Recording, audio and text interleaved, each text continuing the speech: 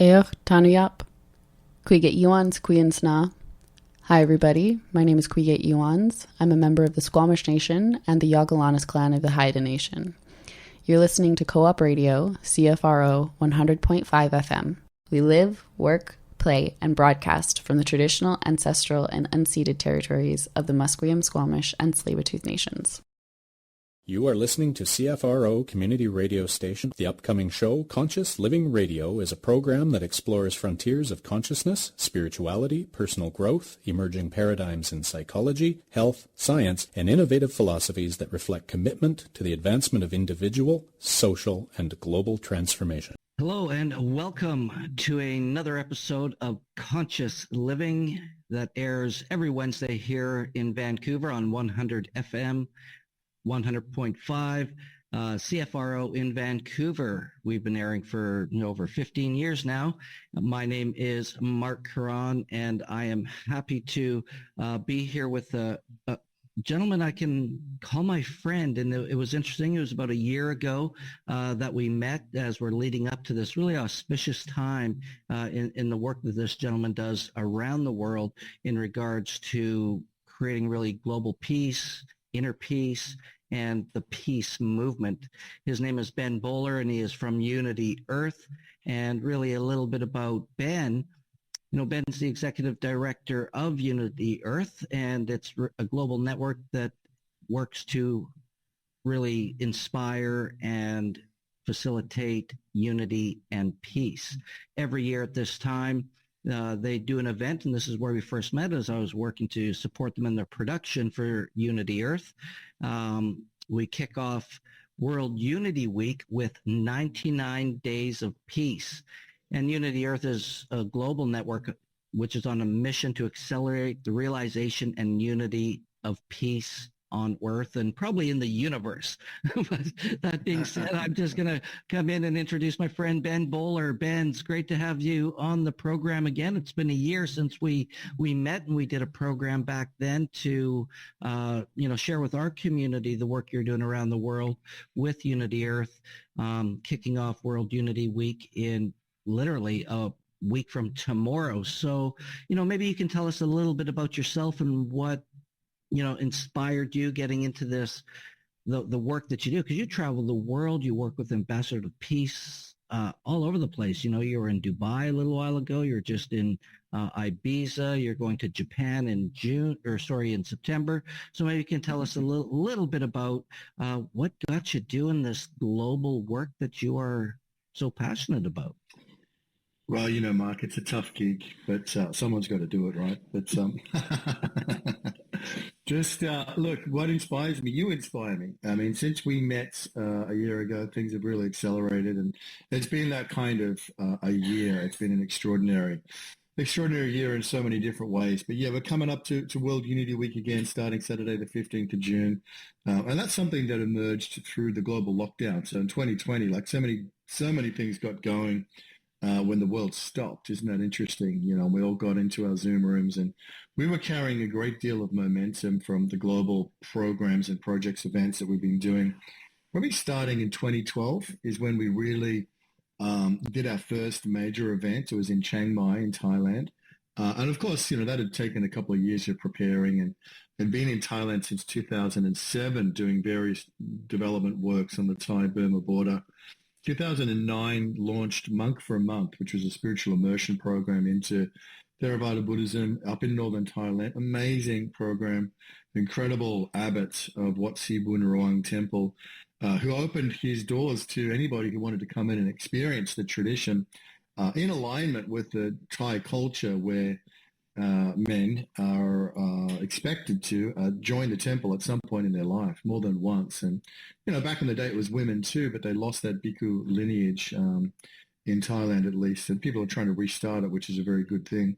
We opened it up to men and women to come and do Monk for a Month up in Phang in Thailand and put it on Facebook, Mark, and people came from all over the world. There was a real hunger for spirituality and for spiritual development. Of course, some people just really wanted to know more about Buddhism. Some people were at a crossroads in their life, but we just attracted people from all over the world. And one of the hallmarks of that program was its authenticity, deep, authentic, spiritual, cultural immersion. People would shave their eyebrows, their hair, take the robes as novice monks, walk the streets of the village, very rural village in the morning to get their food in their bowls. Powerful experience. And I think at the heart of everything we've been involved in ultimately is the power of experience, firsthand experience. I mean, we can talk till we're blue in the face. We can write books, and they're important. You know, they are important. People have to put into words, and knowledge that's experience needs to be shared. But there ain't nothing quite like first-hand experience of that. And that's why we were inspired to then go on after Monk for a month and create Muslim for a month in Turkey. And we looked at we looked at Morocco, we looked at Indonesia, we looked at different countries where to do this program, but we were led, and that's kind of the theme for this whole work is there's always someone shows up at the right time with the right conversation, makes the right connection, and the pathway unveils itself. So we were led to Turkey and a magnificent group of people that we were working with there, doing great work called the Fethullah Gulen movement or Hizmet. And we were on a program there in Turkey, 2010, 2011, called Muslim for a Month. We were in a Sufi lodge in Istanbul, eating with Turkish families, learning how to pray in the mosque. The high point was a spiritual pilgrimage to Rumi's mausoleum in Konya, the whirling dervishes. And Rumi has been an incredible patron for not just that program, but for Unity.Earth. We have a lot of patrons. Rumi is one of them. And that program was powerful because of agnostics and atheists and Jews and Christians and people of all different colors and stripes going and getting first-hand experience of Islam from the inside, rather than talking about it and giving your opinion about it or listening to second-hand news or third-hand news about it or someone else's experience and opinion about it. It was going taste and see for yourself.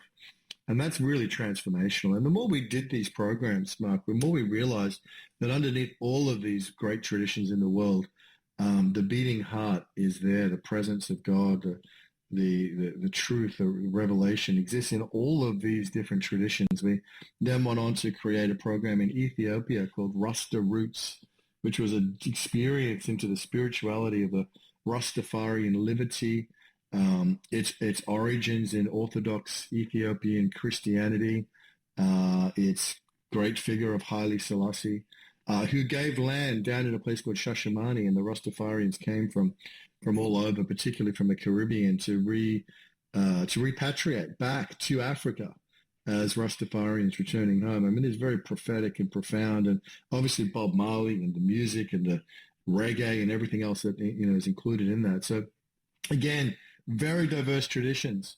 We then did one across India, a program called Mystic Express, which takes in the great traditions of Hinduism and its various forms, of Sikhism, of Sufism in Indian context, and Baha'i tradition, amazing spiritual traditions of India, which is such an explosion of spirituality, the whole history of that subcontinent. So all of these programs we were doing, Mark, and the more we did them, the more friends we made from different traditions, and the more we realized that underneath it all, you have a highly advanced, developed spiritual leaders, thinkers in all the different world traditions. And they have more in common with each other than they do with people of their own religion who may be more fundamental, more, my way or the highway, kind of protective of their space. So the more we did that, the more we realized just how much unity there is. And, out of that emerged platforms like onegod.com, which we launched at the Parliament of World's Religions in Salt Lake City in 2015, which was incredible. We had Pato Banton and Antoinette Reed's daughter and Renard Shai, reggae legends coming together. We had People of the Heart, Urantia book readers, which has been an inspiration for a lot of this work, a book called the Urantia book, Urantia. Maybe we'll talk about that a little later in the talk. But the Parliament of World Religions in Salt Lake City, we launched onegod.com. Man, it was so much fun. We had people coming from everywhere to find out what was going on, and with the music and the message. Really, basically, the heart of it is to unite the tribes, bring together the tribes of humanity under the banner of an inclusive spiritual perspective, which honors the divine in all its various forms, and yet holds a connected unity that is the foundation and fundamental source of our unity, however one wants to understand it. But being connected to the source means that we are brothers and sisters in the truest spiritual sense. So that was the essence and spirituality of that. And, when we got on, the ecological crisis was worsening. There were certain groups and traditions, as we know, both existing religions as well as emerging spiritual communities for whom the word God doesn't work. Now, we knew that when we launched OneGod.com. We weren't blind to that. But we nevertheless at some point realized we needed a bigger brand. We needed something that was just more open arms to everybody. And so found online a URL on GoDaddy, went there and found Unity.Earth. And as soon as I saw it, working with my colleague Derek Grimm, we knew that this was going to be the title, the brand, the name, the mothership of all the work that we were doing. So I think we found that around 2015, but we didn't. We sat on it till about 2016 and launched Unity.Earth full-fledged. I mean, as a website and a brand, and eventually as a 501c3. But we launched launched it in 2016 at the Road to 2020 launch at the UN Tillman Chapel in New York in October 2016, which was the beginning of a series of events, a global series of events, which has taken us all around the world over the last 8 years. And now is coming to a climax in Japan in September this year in the land of the rising sun. Wow, what a beautiful summary of the work that you've been doing. And, it's something where, you've said so much to unpack. And the first thing I want to really touch on is the connection with people who, from many different religions, and what you spoke about near the beginning, excuse me, about, the unity and the experiencing of it, to experience these things firsthand. And I think it's so important in today's world that we take a step back and look at why we believe what it is we do believe. Whether we're, Catholic or Protestant, or whether we Buddhist or Hindu, Islam, whatever that is, because so many of us are, born into it and raised into it, versus having that experience of spirituality, let's say, or of God, or of self-realization, that to go and get it, it's kind of like tasting different foods. How do you know what you like if you don't go taste different foods, right? And what works for you. And I think that's really important, because experiences, I always say, in terms of my learning and my path, it is the best teacher. You can't explain to someone what a rose smells like if they've never smelt a rose. And in what you're doing, bringing people together of all these different backgrounds, let's say, to have different experiences and to unite in community as well, because, unity is community. That's in there. And I think that it's important where we see the need for that in today's world, every day, all the time. It's a 24/7, 365 thing, where we have to be open to find these ways to, first off, be at peace within ourselves, so that we can share peace within our local community and within the global humanity community.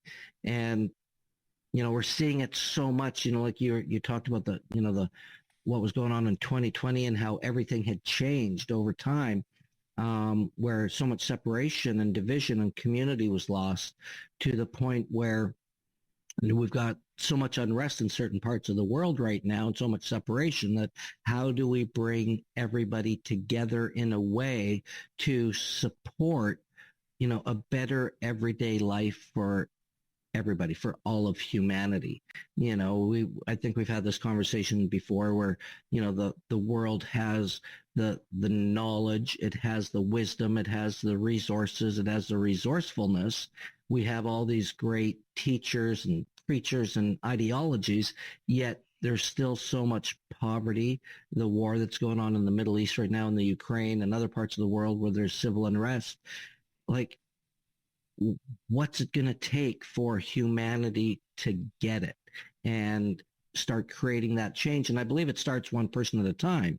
And this is what I really appreciate about what you're doing with Unity.Earth and World Unity Week, because World Unity Week is not just, a week where we talk and do things. There's like a 99-day mission. So maybe we can talk about, the action, these calls to action that comes out of the work you do, because I think it's great to share what we do here. Conscious Living, we have great guests and we talk about great things. And, we always look for what's the pathway, what's the call to action to take what we're speaking about and make a difference in the world. Well, thank you, Mark, and thank you for this opportunity to share with Conscious Living community. I love your example of the rose, by the way. I think that's a really good one. I'm going to use that one. That's a good way to describe Hey, it. I got it somewhere. You're free to use it anytime you want. It's in the public domain. Absolutely. Look, I think a lot of it comes down to, you said right what you said, that it starts with us as individuals. There's no doubt about that. Unity is an inside job. And what really I mean by that is that the levels of consciousness matter an enormous amount. It doesn't matter whether somebody's in a religious tradition or outside of a religious tradition. It still matters a great deal what level of consciousness you've got. If you compare the consciousness of Rumi and St. Francis to, whether you've got a Muslim and a Christian, to say the consciousness of Islamic State and the Christian Crusades, these two are going to want to destroy and obliterate each other, whereas Rumi and St. Francis are going to quickly recognize a universal brotherhood. It's the same religious traditions, but different levels of consciousness. And I think what I want to kind of point out is so one thing before you go any further, and I don't mean to interrupt, but when we talk about levels of consciousness, at the end of the day, beginning of the day, whatever that is, what is consciousness to you? If you were to define it or say, well, what does it mean to be conscious? And then levels of consciousness. So maybe we can just start there about what is consciousness. Well, that's a deeply philosophical and kind of semantic question that we could have lots of fun unpacking. I think, look, consciousness ultimately is the scale of your awareness. And is it, are you just looking after me, the body? Are you just looking after your immediate family? Or are you aware of and worried about your own personal needs to the exclusion of anything else? I think, look, ultimately you've got people like Ken Wilber, people like Don Beck through integral theory and through spiral dynamics that have laid out fantastic roadmaps for this, Mark, about the evolution of consciousness and the expansion of consciousness as our identity grows beyond just, what you might call the egoic or the material plane into much more of a spiritual dimension, which includes and transcends. We still need to take care of the body. We still need to take care of the family needs. We still need to take care of our career.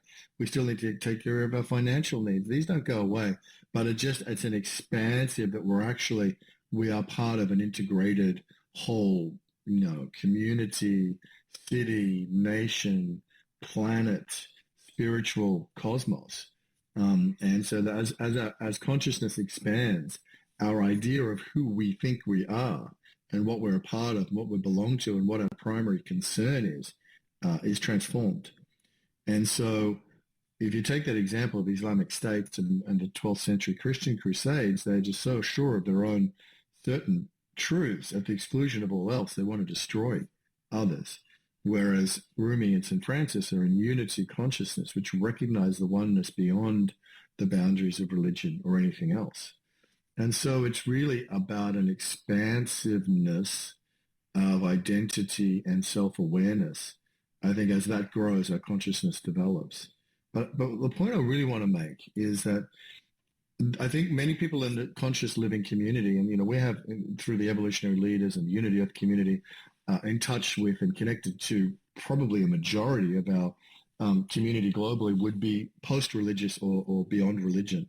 And I think what's the important message too is let's not fall into the same trap that religions fall into by deciding that we're right and that everybody else is wrong. Because part of the message here is that there are great revelations and gifts inside the religious traditions. Yeah, there's a lot of crap in religion. Institutional religion is necessarily self-serving. It's there to continue to perpetuate itself, and that has caused untold damage throughout history. But let's not also forget the extraordinary gifts that religion has bestowed upon history as well. And I think that that's a message for us to just consider and sit with, that there are gifts inside Christianity and Judaism and Islam and Hinduism and Buddhism and Sikhism and Jainism and all and the Baha'i tradition and all of these amazing spiritual traditions for us to reflect on. And so while we might be largely a spiritual but not religious community, let's not discount the religious and spiritual brothers and sisters that are out there as well. So let's learn from the mistakes by being open-hearted and open-minded in our approach to all of these things in history. You never know what you might learn from a deeply authentic encounter from within the cultural confines of a religious spiritual tradition. There's greatness to be found, great gifts in there. So all of that leads us to, where are we now? We're coming up to World Unity Week. It's around the mid-year solstice. We have profound, deep respect for indigenous spirituality, working with indigenous people from Australia to the Americas to Asia, Africa, all over the world. And of course, the solstice is a very powerful time. It's that time of, it's the time when it is the longest night here in the southern hemisphere, and it is the longest day up in the northern hemisphere, where 90% of the planet lives. From a human point of view. So coming up to the solstice, there's a lot around World Unity Week, first convened in 2020, Mark, but it brings together all these different conversations and discussions and ideas and events and, programs, initiatives into an interconnected whole. June 21 is World Yoga Day. June 20 is UN Refugee Day. June 21, even before it was World Yoga Day, it was World Peace and Prayer Day, initiated by Arva Lookinghorse in the 80s, Chief Arva Lookinghorse. Powerful constellation of amazing things comes together. The UN Charter was signed in 1945 on June 25th, so we celebrated the 75th anniversary in the first ever World Unity Week back in 2020. And people may or may not resonate with where the UN is today, but its intentions and its a moment of creation was a profoundly evolutionary step for the planet to set up a transnational body that would attempt to regulate and eliminate wars. We can critique it all we like, but nevertheless, it's still something that was a positive step forward for humanity. So all of these things are taking place inside a context of a sort of a 7 or 8 day period. So this year, it's 15th of June to the 22nd of June. It's World Unity Week. You can go to worldunityweek.org and find it. And there's a lot of incredible content coming in, evolutionary leaders and advanced spiritual thinkers and people who are really rethinking the design of the planet are there speaking and talking and sharing. And there's a lot of community engagement. And you've been a great advocate for this, Mark, and Hubcast.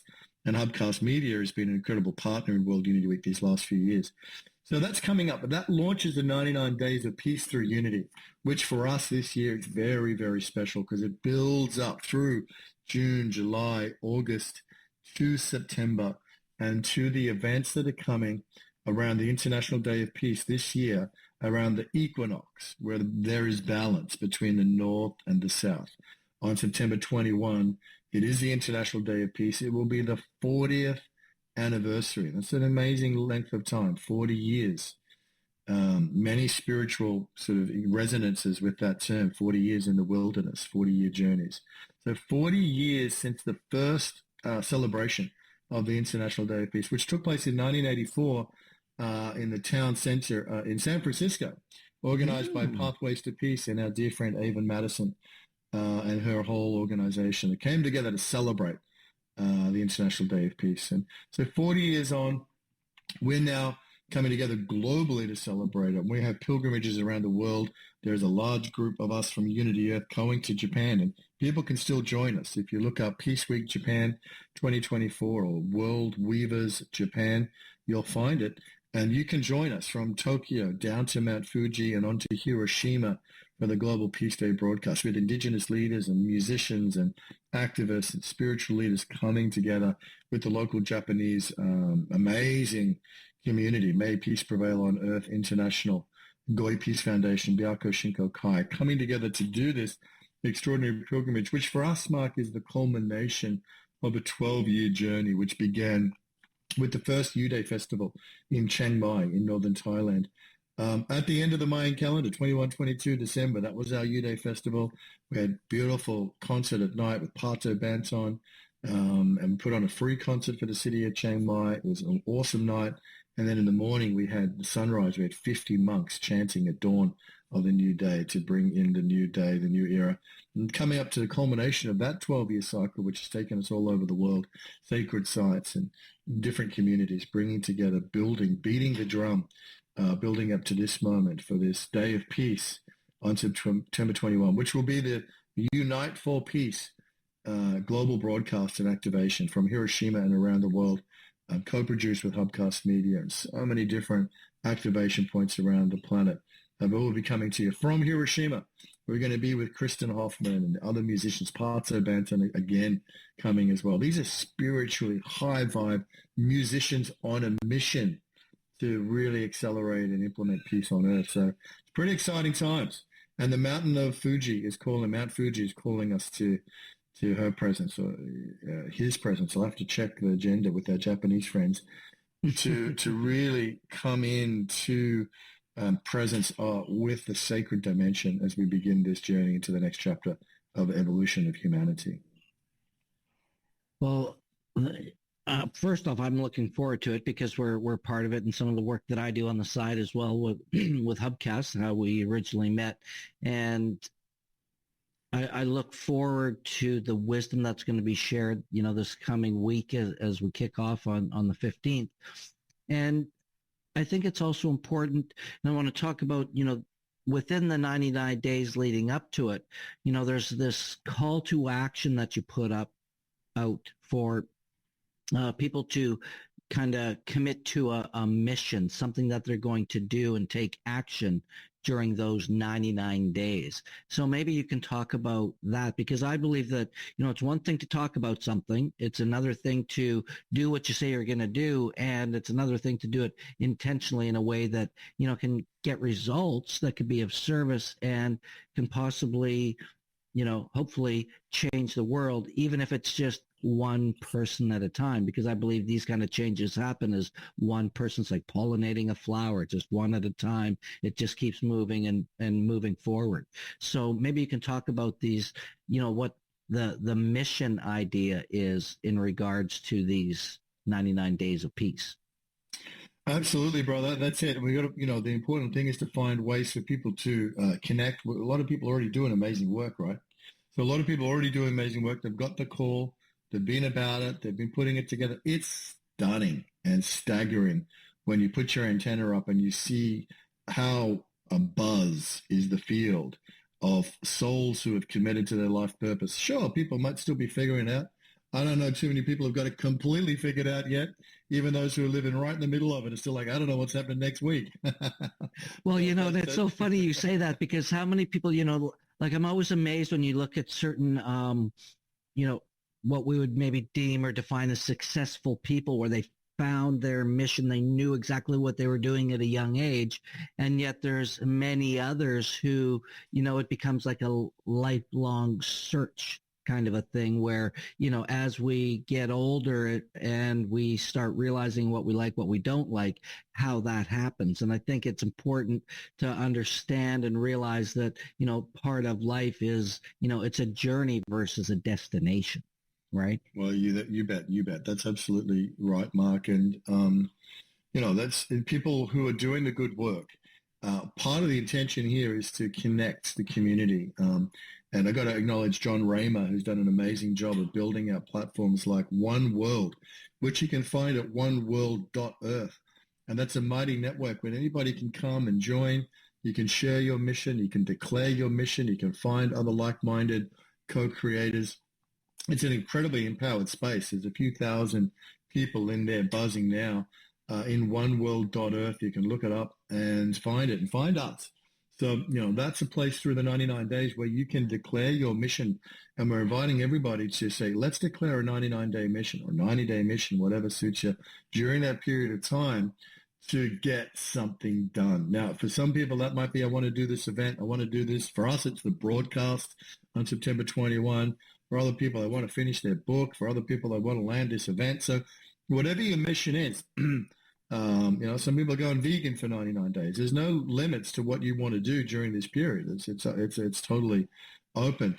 But the beauty of it is when we come together in a group and declare these missions, we find others that we can resonate with, connect with, collaborate with, radically collaborate with. And it's happening. There's something happening.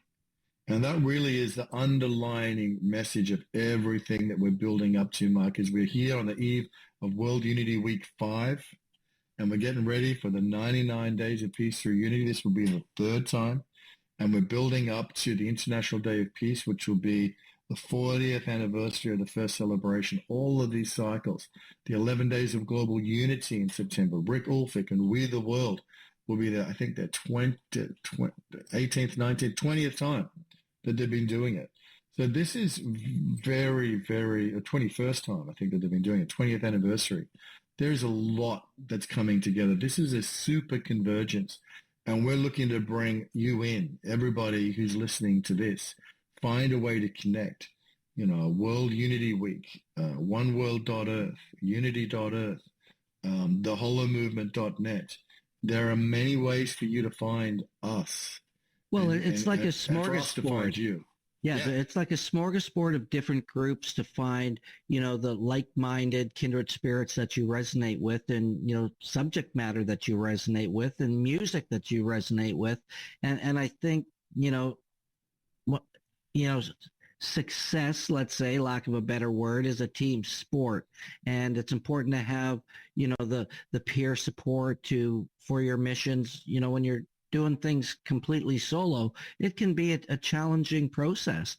But when you're working with like-minded people and visionaries who, coach and lead and inspire, that you can, pitch and catch with ideas and suggestions and get feedback, I think these are really important parts of the process as well, because it gives us an opportunity to get some different ideas, to do things differently, to expand and grow. And when you talk about consciousness and awareness, as we increase our awareness, as we increase our consciousness, as we, learn and understand more and see different people's perceptions and learn from their experiences, I think it really makes a difference. And it takes a community, like, the old saying, especially when you talk about, indigenous people and throughout history, and we don't see this as much anymore, but it's the community that raises the children. It's the community that works together so that everybody can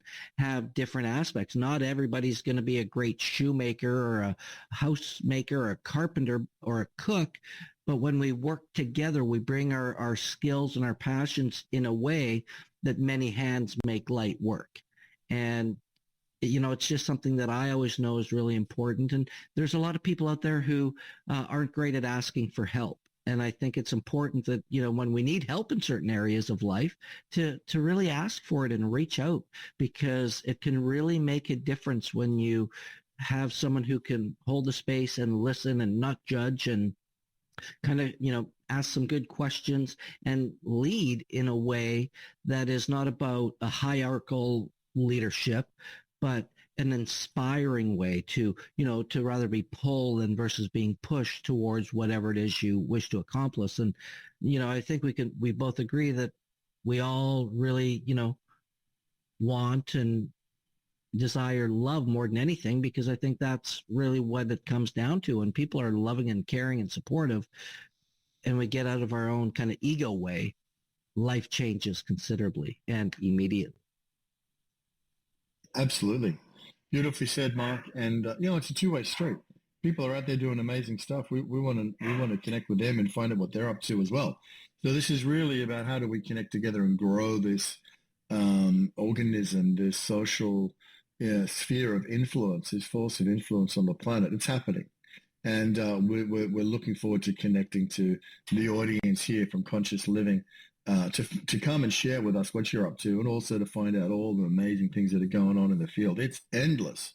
And I want to shout out here to the musicians, because the musicians are such a fundamental part of what's unfolding on the planet. Incredible transformational musicians, people who have foregone commercial success to give their incredible gifts in service to this moment of awakening. It's much, much, much more than a movement. This is a moment of planetary awakening. And Kristen Hoffman, Gary Malkin, Tatiana Speed, Pato Banton, Antoinette Root's daughter, Rocky DeWooney, Data Phoenix. I mean, there are so many incredible musicians in this community that have, given Omar Shah with the Global Peace Tribe. There are so many that have given their heart and soul to support this awakening, and that's a really important model of how we can, use our gifts to be in service to the whole field that's awakening at this time. So yeah, whatever your thing is, you might be a business person. We need conscious business. You might be an artist. You might be a healer. These are the roles of the new Earth culture. And we're looking for people to come together and find ways to connect and reconnect and be in a supportive environment. It's hard when you're on your own, like Marc just said, but there's an opportunity here to come and be a part of that awakening, emerging new Earth culture and find your place and your gifts and your sustenance, and the reciprocity of that, of how do we sustain ourselves when we are healers, when we are artists, when we are musicians. These are challenges. We come together in a community to support the field and be part of the emergence of a new way of being on Earth that's going to support and nurture all of life. Yeah, absolutely. And, you got me thinking of the good old mycelial network that connects all things, all nature, really all human beings in that sense. And I saw that, and it's kind of one of those things where, I think of that concept, and belief of, 6 degrees of separation, that we're 6 handshakes away from knowing everybody, on the planet in that sense. And, I kind of saw that when I started working with you last year, when, I'm coming in and people are coming into the broadcast, and I'm working with them, and I'm meeting some of these great, authors and leaders such as Jude Caravan and Neil Donald Walsh are the top 2 that come to mind, who were actually on our program as well before. And, to come full circle with these people in a different, venue, in a different part of this mycelial network, and to see their work in a different way was really quite inspiring. And it's one of those ways that I knew that, I was exactly where I supposed to be, to continue to learn and grow and connect and share this wisdom around the world. And the one thing I want to put out to anybody, if you're watching the Conscious Living radio, if you're listening, watching any part of this network, and anybody throughout the Unity.Earth, anybody watching this anywhere, come and join us. And most importantly, bring a friend, or bring 2 friends, or bring 3 friends. Bring as many friends as you'd like, because, if I'm not mistaken, there's still no cost to this at all. It's a free opportunity to join. And I think it's important that when we're inspired and we're moved and we're touched to make a difference, that we kind of create a positive contagion, so that, other people get inspired and realize, oh my God, I'm not alone. There's other people out there who think this way, and I don't have to be ridiculed. And I think that when people know that they have that, community becomes the word, unity through community, that we have an ability to make a difference. And the music, I think if you come for nothing else, come for some of the music, because the music is fantastic. And I also believe, and we were talking about this with Theta Phoenix last week in our program, music is kind of a, call it the gateway drug into opening and transformation, because it's what brings people together. When people are listening to music, when people are dancing, when people are moving. And this is something that I learned in the personal development world, was this whole concept of matching and mirroring, ironically enough, is when we do the same things as others. We use the same body language. We're listening to the same music. We're dancing. We're sharing energy in a different way. It connects us beyond an intellectual concept. there's this vibrational connection where we vibrated in the same field. And that creates a rapport and a unity. And music is just one of those really powerful modalities to create change and connect people, right? Mm-hmm. Well, music is our greatest asset, our greatest instrument. Because we started talking, Mark, about personal experience, and there's something like you just well said. Then the personal experience of music bypasses the mind, which gets us into so much trouble. It's a good tool and we need it and we love it. But sometimes the mind just ends up, we get hung up on our words and our concepts and our thoughts, and we end up defending our positions again. Before you know it, we're entrenched. So, the music just takes us all on a collective journey into the melodies and the rhythms of soul, the spirit, and the cosmos, and the moment, and brings us into the moment. And it's there in the heart. The heart knows unity. The mind can strive for it, and the mind can strive for it, or the mind can equally be a barrier to unity, but the heart knows. And this is what the Sufi tradition celebrates in the whirling of Rumi and all of the saints, from all of the mystics, from all of the traditions. The heart knows unity as a reality, as a truth, as a higher order of being, without any justification, without any need to explain. And music can take us all there together. And when we have a shared experience of a transcendental musical experience, and everyone's got their own proclivities, what you like, but when we have a shared experience of that in a spiritual context and container, it is transformational, and it carries us through the oceans of awareness to the shores of a new land where we arrive together in a new place. It transports us. And so music is not just entertainment. It's not just performance. It's not just diversion. It is, in some sense, the truest, most transformational technology we have. And I use that word, cautiously, but the idea that music as an art that is also a science can take us to a new land is something that's very much at the heart of our whole work and theory of change. Well, and when we look throughout recorded history and, even beyond, music has always been a part of Aboriginal traditions, from something as simple as the drum, the beat of the drum, the beat of the heart, that synchronicity. And, I'm seeing so much happening in the world right now. And our friend Michael Krauss is doing a great event as well for drumming for peace and things of that nature. But it's to really connect with music in that way, and something as simple as a drum. If you've never been part of a drum circle, I recommend, get out of your head into your heart and start beating that drum. The flute is very transcendental, and you see that throughout history as well. And the different musics are, like you say, it doesn't have to be complex, and it's not just for entertainment. It can be as simple as just playing an instrument from your heart. And I encourage anybody, if you haven't really done so and you've been thinking about it, pick up an instrument, find out what you might, actually enjoy, and see if there's something that you can contribute to, your own musical prowess. Because I think that, something as simple as that heartbeat of the drum, and we see that through indigenous cultures throughout history around the world, that really, makes a difference. And, music is a great gateway. And you also said something, Ben, I thought was really important about getting stuck in your head and the importance of being in your heart. The three components, mind, body, spirit. We can have all the education that we want in the world. That's easy, but then we're in our head a lot. But we're not always in our heart, and we're protecting it. But the heart can open up so many different things. And I happen to believe that when we lead our knowledge and our intellect with our heart is where true wisdom really comes from. And putting, each person we come in contact with,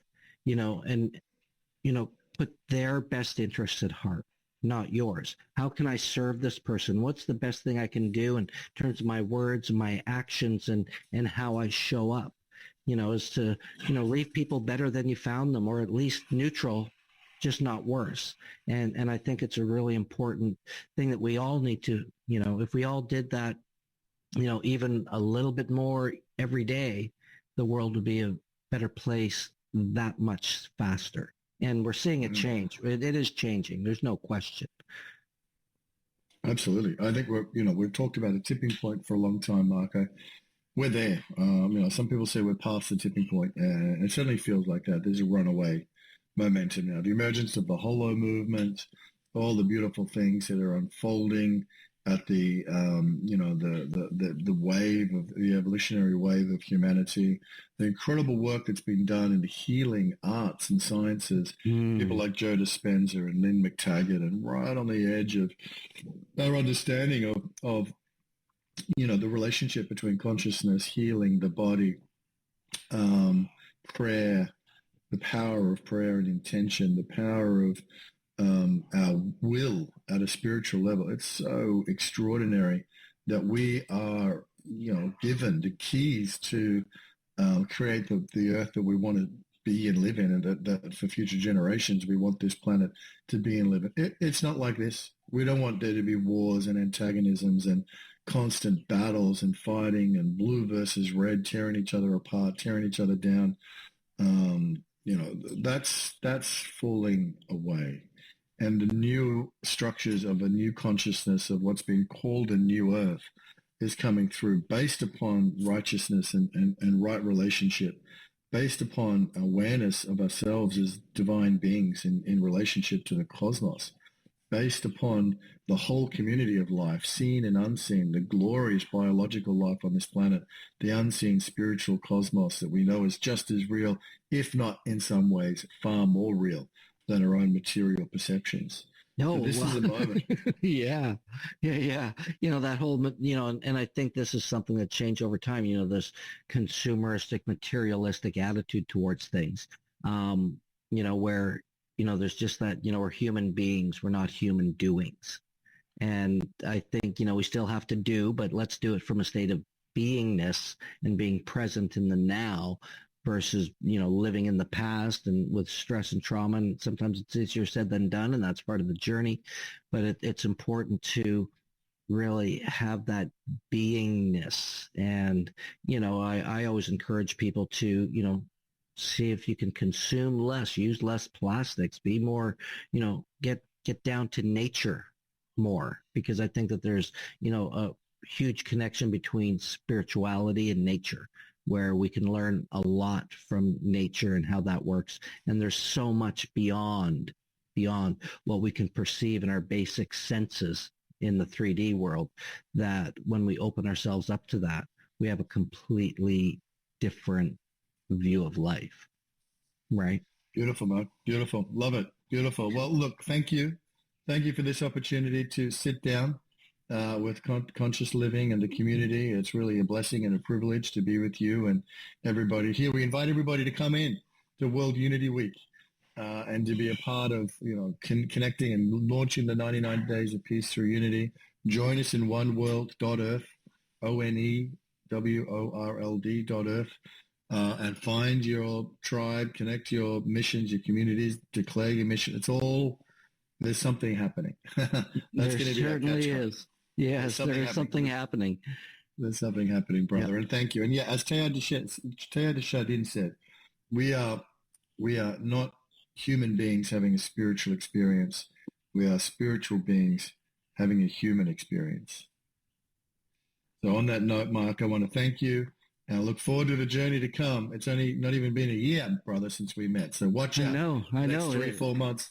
Going to be wild. Going to be incredible. Well, we begin dancing the dream with World Unity Week, June 15th to 22nd. It's a global event. Everybody's welcome. And we invite you to join us. Visit Unity.Earth. And you can check out our website, consciousliving.radio.org. You can see us on the interwebs everywhere. And we're just grateful for everyone out there in the world doing the work, to really make the world a better place for all of us. You've been listening to Conscious Living here on 100.5 FM in Vancouver. Until next time, thank you, Ben Bowler. Always a pleasure to share a great conversation with you. Much love, brother. Thank you. Take care, my friend. Bye now. God bless.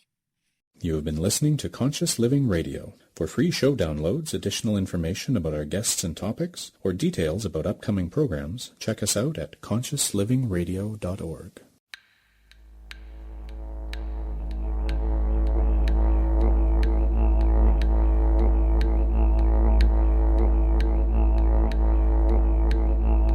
We Aboriginal people are universal.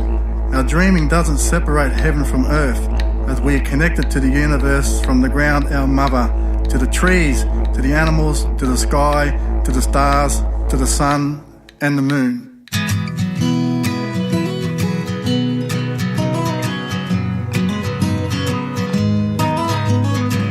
I can hear them calling as they ride through me their song, and I can feel their spirits as they're singing me back home to travel across the land of our people still so strong to take it either back to where he belongs. So let's stand up together.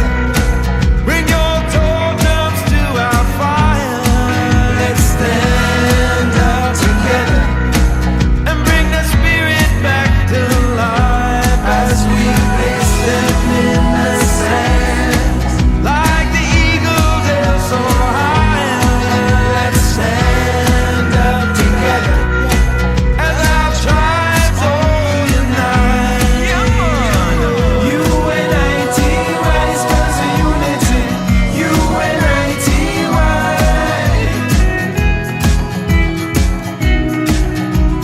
We are born with connection to our ancestors through our blood. Our hearts beat the same whether or not we are conscious of it. Our ancestor spirit carries it and is connected to our spirits, just as every generation before. Our blood and our spirit is our key, not the colour of our skin. one by one we'll take it to the top. A message from our dream. Till we get there, we won't stop. Won't you sing with me, my sister? Yes, sing with me, my friend. Sing with me, my brother. Sing it to a brother, man. As one till the end. Let's stand up together. Bring your totems to our fire. Let's stand up together and bring the spirit back to life as we place them in the sand. Like the eagles, they're so high. Let's stand up together as our tribes all unite. Well, U is for universal unity, and negotiations for peace are necessary. I is instill international integrity to turn the tides of tyranny. Why? Cause that's the way it should be when we all stand together universally. Close your eyes and imagine it. Feel it as your spirit comes into consciousness. Connect to your ancestors. No matter where you are, you will always have your connection to your country and your ancestors.